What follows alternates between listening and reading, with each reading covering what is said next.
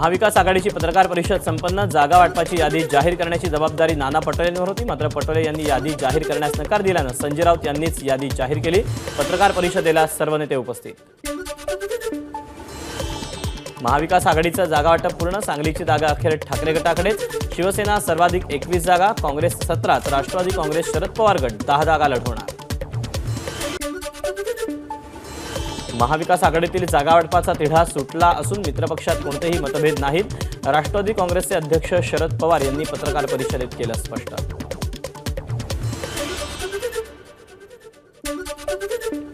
महाराष्ट्राच्या राजकारणातील 3.5 शहाण्यांना आव्हान देण्यासाठी आजचा 3.5 मुहूर्तांपैकी एक मुहूर्त निवडला।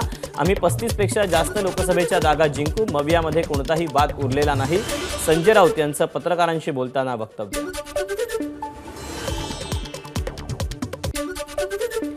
बाळासाहेबांनी शिवसेनेची स्थापना केली तेव्हा मोदी हिमालयात असतील। कालचं भाषण पंतप्रधानांचं नव्हे तर भेकड जनता पक्षाचे नेते मोदी यांचं होतं। भाजप खंडणीखोर पक्ष, खंडणीखोर पक्षाच्या नेत्यानं शिवसेनेला हिणवणं बरोबर नाही। उद्धव ठाकरेंची मोदींवर टीका। पंतप्रधान नरेंद्र मोदी जर नकली शिवसेना म्हणत असतील तर त्यांच्या मनात उद्धव ठाकरेंनी शिवसेनेविषयी किती भीती आहे हे दिसून येतं। बाळासाहेबांच्या शिवसेनेविषयी अशा प्रकारे बोलणं हा एक नकली विचार। संजय राऊतांची टीका। संजय राऊत स्वतःला पक्षप्रमुख समजत आहेत का? शिवसेना प्रवक्ते नरेश म्हस्केंचा सवाल। राऊत शरद पवार यांच्या पगारावर काम करतात। शिवसेना संपवण्याचा शरद पवार यांची इच्छा होती आणि ते काम संजय राऊत करतायत। म्हस्केंची राऊतांवर टीका। सांगलीची जागा ठाकरे गटाकडे गेल्यानं विशाल पाटील समर्थक आक्रमक। महाविकास आघाडीची पत्रकार परिषद संपतात सोशल मीडियावर पोस्ट व्हायरल। सांगलीतील काँग्रेस नेत्यांची उद्या बैठक। विश्वजित कदम, विशाल पाटील, विक्रम सावंत, जयश्री पाटील आणि पृथ्वीराज पाटील राहणार उपस्थित। मविया जागा वाटपावर काँग्रेसच्या मुंबई अध्यक्ष वर्षा गायकवाड देखील नाराज। काँग्रेसला मुंबईत समाधानकारक जागा न मिळाल्यानं वर्षा गायकवाड यांची नाराजी। ज्या जागा निवडून येऊ शकतो त्या न देता ज्या जागेवर ताकद नाही त्या जागा दिल्या, वर्षा गायकवाड यांची प्रतिक्रिया। शिवतीर्थराज मनसेचा गुढीपाडवा मेळावा। लोकसभा निवडणुकीच्या पार्श्वभूमीवर राज ठाकरे काय भूमिका मांडणार याकडे सगळ्यांचं लक्ष। आमचे वैचारिक विरोध, मात्र राज ठाकरे भाजपसोबत जाणार नाहीत असं वाटतंय। आम्ही देखील काँग्रेस विरोधी, मात्र मनात द्वेष नव्हता, अंबादास दानवेंचं मत। महाराष्ट्र आणि देशाच्या विकासासाठी पंतप्रधान मोदींच्या संकल्पाला राज ठाकरेंनी साथ द्यावी। भाजपचे प्रदेशाध्यक्ष चंद्रशेखर बावनकुळे यांचं राज ठाकरेंना आवाहन। राज ठाकरेंनी महायुतीत यावं की नाही हा वरिष्ठ पातळीवर चर्चेचा विषय, त्याविषयी भाष्य करणं योग्य नाही। मात्र मनसे जर महायुतीत येणार असेल तर आम्हाला त्याचा आनंदच। समविचारी पक्ष एकत्र आले, लोक सकारात्मक पद्धतीने मतदान करतील, श्रीकांत शिंदेंची प्रतिक्रिया। देवेंद्र फडणवीसांनी केलेल्या उमेदवारीच्या घोषणेचं स्वागत, मात्र मुख्यमंत्री एकनाथ शिंदे यांनी उमेदवारीबाबत अधिकृतरित्या घोषणा केलेली नाही। कल्याणच्या उमेदवारीबाबत श्रीकांत शिंदे यांची प्रतिक्रिया। नकली शिवसेना असती तर फोडायची गरज का पडली? तुम्हाला महाराष्ट्रात शिवसेनेची गरज आहे, जनमत भाजपच्या बाजूने नाही म्हणून मोदींच्या सभा घेत आहेत। अंबादास दानवे यांची पंतप्रधान मोदींवर टीका।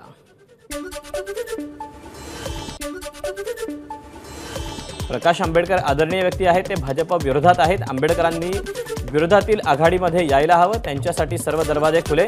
अंबादास दानवेंची प्रकाश आंबेडकरांना ऑफर। नवीन वर्ष परिवर्तनाचं होवं, लोकशाहीचं राज्य येवं अशी मनोकामना। हे वर्ष निवडणुकीचं, मात्र आजचा दिवस विजयाचा।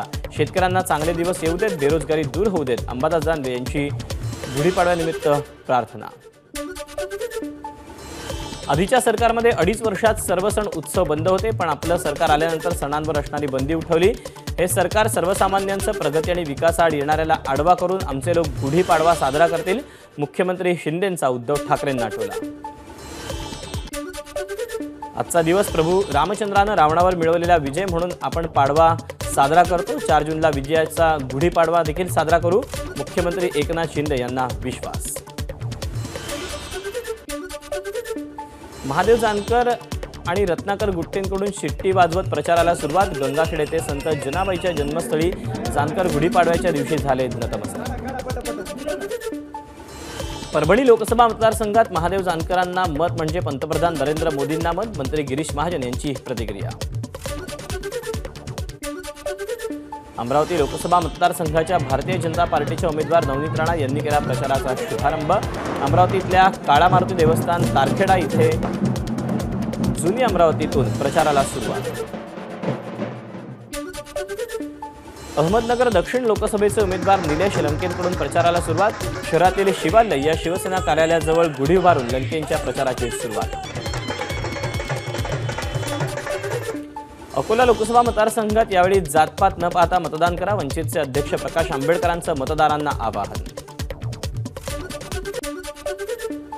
वर्गणी काढून बीडमध्ये घर बांधून द्या, पंकजा मुंडे यांचं कार्यकर्त्यांना मिश्कील आवाहन। बीड शहरात आयोजित केलेल्या बूथ कार्यकर्त्यांच्या बैठकीला पंकजा मुंडे यांचं संबोधन। उपमुख्यमंत्री अजित पवार आज बारामतीच्या दौऱ्यावर, अजित पवारांनी घेतला कार्यकर्ता मेळावा।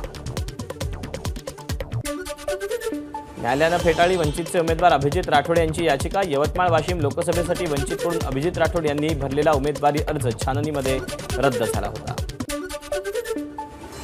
एकेकाळचे प्रतिस्पर्धी उमेदवार एकत्र, काँग्रेसचे भाऊसाहेब कांबळे करू लागलेले आहेत। शिवसेनेचे उमेदवार सदाशिव लोखंडे यांचा प्रचार। 2019 मध्ये कांबळे यांचा लोखंडे यांनी पराभव केला होता।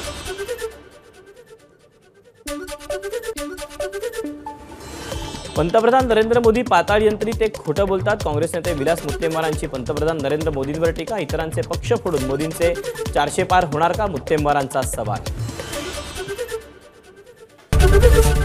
एबीपी माझा, उघडा डोळे बघा नीट।